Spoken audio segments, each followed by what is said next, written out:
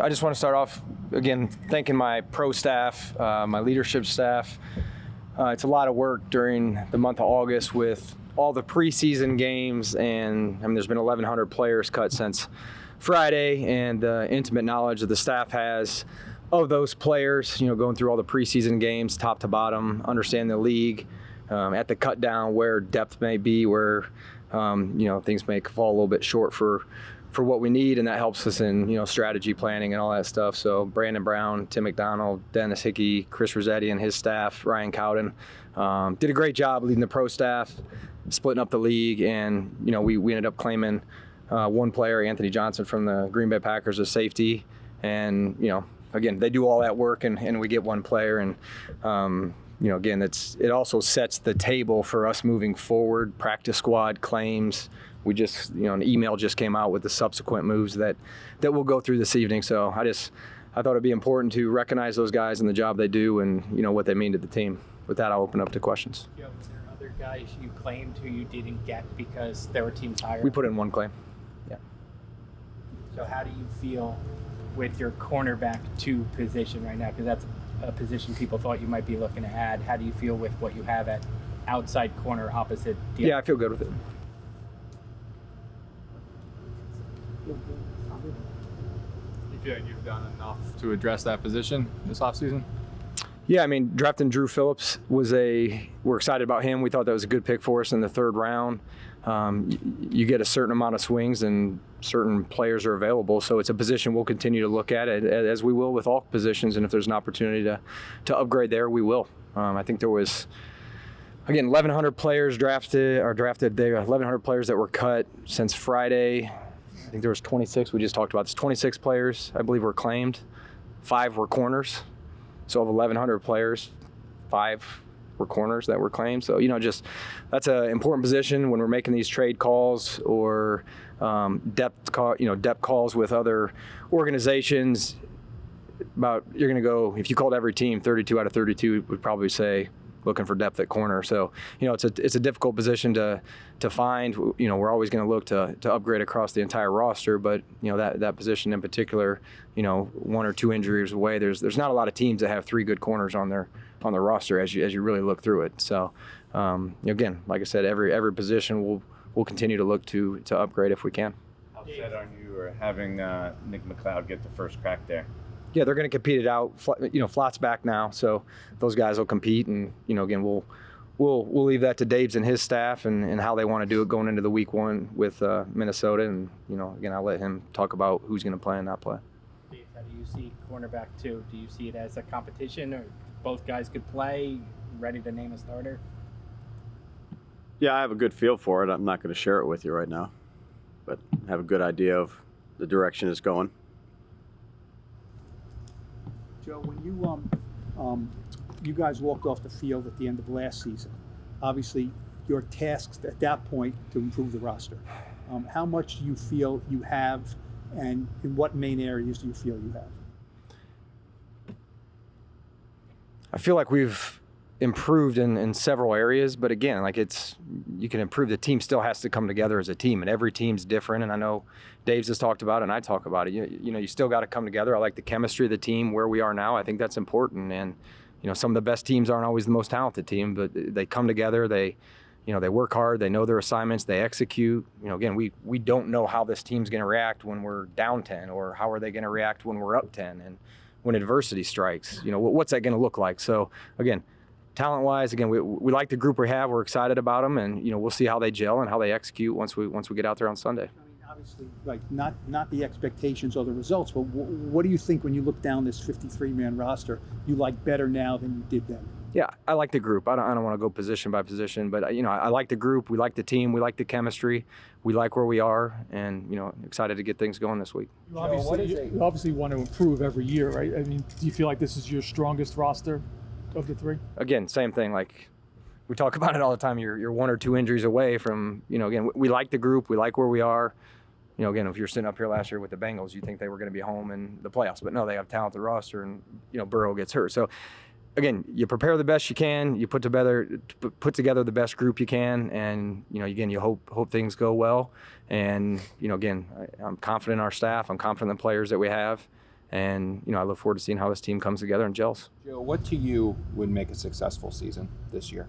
Yeah, again, I'm not going to get into what's successful and not what's, we're worried about Minnesota and getting on to next week. Again, we like the group, and, we're going to see what happens. Were you surprised by any of your players that cleared waivers you were able to bring back on the practice squad here?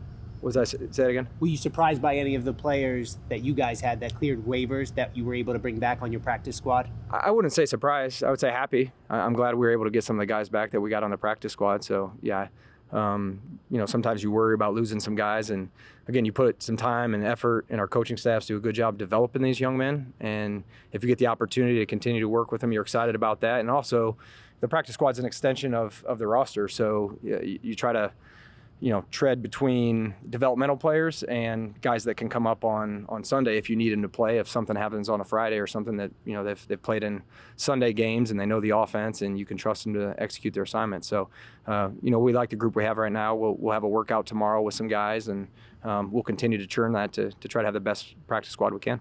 So how hard is it to really improve a team at this time of the year? You build a roster, free agency in the draft, and then this time of year comes along. How hard is it to make big impact moves? Yeah, I think probably the biggest area where you can do it is the practice squad.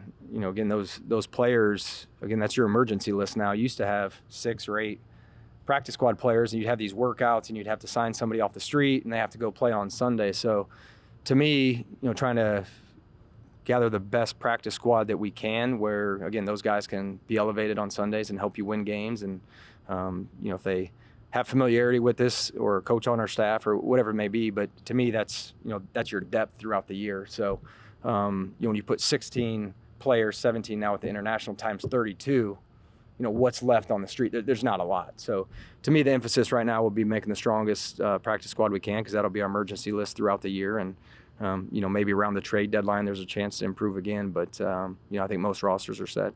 And then why were you so judicious with just the one claim? Was it because of what you have, or because of what was out there, you think? Yeah. Go into it thinking we can maybe make 3 or 4 here? When you go through it, yes. And sometimes it's fantasy football. You think they're going to, people aren't cutting good football. Like good football players are going to get out there and you're going to put in, 15 claims across the league that are going to change your roster. So a lot of times it's depth players, that can come in and again, get you through a season, or a depth safety that if an injury occurs and they have to go start, then, you're looking for those guys. So again, there's typically not a lot of frontline, starters that you're going to get, maybe some vets that get cut. I've got experience with that, but, again, Nick McLeod's still here. He's a valuable role player for us. And, Jason Pinnock is now starting for us. Tyree Phillips started games for us. So, history says you can find some good football players during this time, but, again, we're pretty thorough in our process and identifying who may or may not help us. And, again, it's the way it fell, there was one claim. And also when you claim somebody, you have to get rid of somebody. So that affects that position room too. So you got to take all that into account. Do you see? How much difference can Brian Burns or one guy make to a defense? I mean, you're starting primarily mostly guys, either a few rookies maybe, or almost everyone else is guys that were here last year. So how much of a difference do you think Brian Burns can make to this defense? Yeah, any good player makes a difference. I can't quantify it. He's a good pass rusher. He's done a good job in camp. It takes 11 people to play good on defense. It takes 11 people to play good on offense, special teams. But when you have a good player, that certainly helps the other 10 players.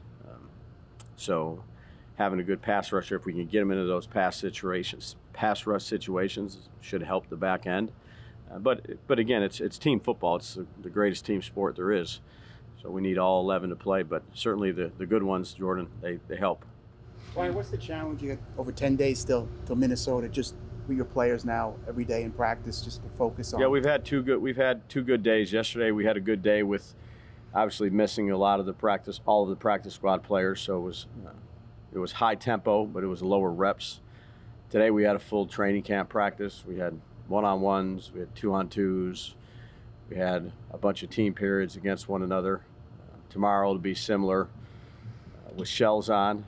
And then the players will have the mandatory 3 days off. The coaches are, we worked hard in the off season on, I would say, the early part of the season, just getting a feel for schematics, but you don't really know the team you're playing until they have all the pieces. So, the game planning for a team is not just the scheme or the coordinator, it's now the pieces. So now once these teams have their 53 and somewhat, not everybody plays in the preseason, but somewhat of the guys' strengths and weaknesses. And again, you go back and look at some of the tape of the free agents that I'd say Minnesota acquired, some of the rookies. You're doing a lot of work right now as a coaching staff. You're looking at the stuff you did in the offseason. You're looking at the 3 preseason games right now. We're spending a lot of time doing that as a coaching staff. But for the players right now, what we're doing is trying to make sure we clean up some of the things that we've had issues with, whether it be in training camp, preseason, whatever it may be. So those, I'd say, periods that we have some are just offense versus defense, some are problem plays, if you will, that we've had in all 3 phases. So we're focusing on us. The players will have 3 days off here after tomorrow, which are mandatory. We'll continue to work as a staff and make sure that we're doing everything we can do, leave no stone unturned to get ready for the opening game. Dave, you guys, you said you went pretty hard today. I'm just curious. We talked about the first team offensive line yesterday. How'd they come through today, and the fact that you have proven commodities on that line, maybe except for JMS, who is going into year 2.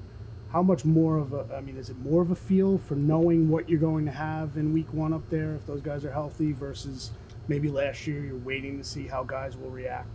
Yeah, I'd say 100% with the 5 guys we have. Knowing they've only practiced a couple practices, but you have 4 veterans and a second-year player that are pretty diligent in their craft. They've played a lot of football. They understand what it takes. That's why we put GVR at center, just to give him some reps early on. It actually helps you with the system when you have to play center because you're making a bunch of calls. He's played next to Illuminor for a season. Runyon's played a lot of football at Green Bay, hasn't missed a snap. So those guys are working well together. But everybody needs to practice. Practice is important. It's, practice and preparation helps you, in game, and you need to practice. So those guys have had a good day of practice. It was good to get them out there in pads. We'll need another good one tomorrow, and then get a couple days off, and then get started again. But they've played a lot of football. Sorry, Yeah, that's okay.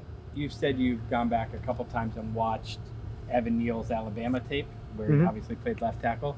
Are you convinced that he could be a swing tackle for you guys? Like, could he do left tackle and right tackle, or is it enough for him to have to get back into the flow at right tackle? Yeah, we'll work through that probably next week. Like Dave said, we're still doing good on good here, and the giant stuff that we need to correct on. So once we get into game week, we'll talk about who's going to be active, who's not going to be active, and what their roles may be if injury occurs. So What about guard for him?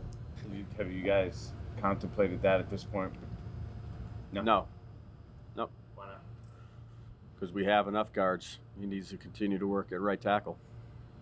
Brian, would you like a swing tackle, or could you have a different backup left tackle than you have a backup right tackle? You could have both. Yeah, again, it depends on who goes to the game. So, again, I think there's some flexibility with the depth that we have now at the offensive line.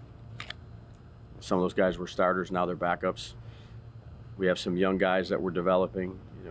Cubis has come along nicely as a young player, undrafted, but has a good skill set and traits that you covet in an offensive lineman. He's a tough kid that's really smart. And then, we have some other experienced players that have played. So, the depth is there. Now it's just determined, what 8 or 9, if we want to bring that, whatever it may be, to the game. But, the 5 guys we have will be the 5 that start and hopefully stay out there. Joe, how do you feel about Daniel and the first team offense? Do you see an offense that can take off and be explosive from what you've seen against Detroit, Houston, and the Jets here? how do I feel? I feel good about it. The other words you put, that's all you're saying. I feel good about it. I feel good about where we are. Expect to keep 3 quarterbacks on the 53 all year long? Yes.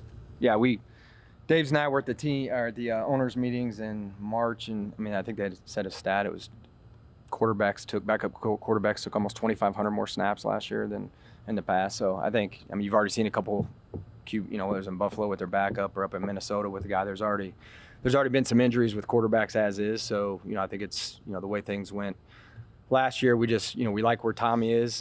Drew had the injury unfortunately, so we're gonna continue to work with him, and then Daniel. We just think it's probably the best thing to do right now with us. If that rule hadn't changed in terms of it did for sure. Yeah. Okay, what have you seen from your quarterbacks this summer? They continue to progress, get better. Again, Drew just arrived here, so his ability to pick up the offense and execute the offense through camp.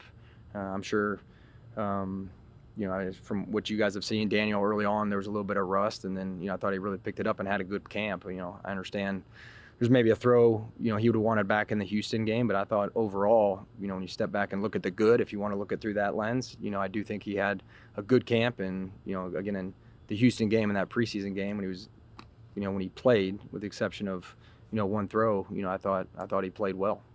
You look at this, Joe, after the joint practices, the preseason games, the summer as a whole, when you assess the talent of this team, is it what you expected it to be before all that began, or are you guys a little bit further along than what you expected? Yeah, they've got to go out and execute, whether it is or not. Like, we got to go make plays on Sunday, and we got to, we're getting ready for Minnesota, and, whatever I say, none of that matters. They got to go out and make plays. The team is the team right now, and we've got to come together and gel, offensively, defensively, and special teams, and,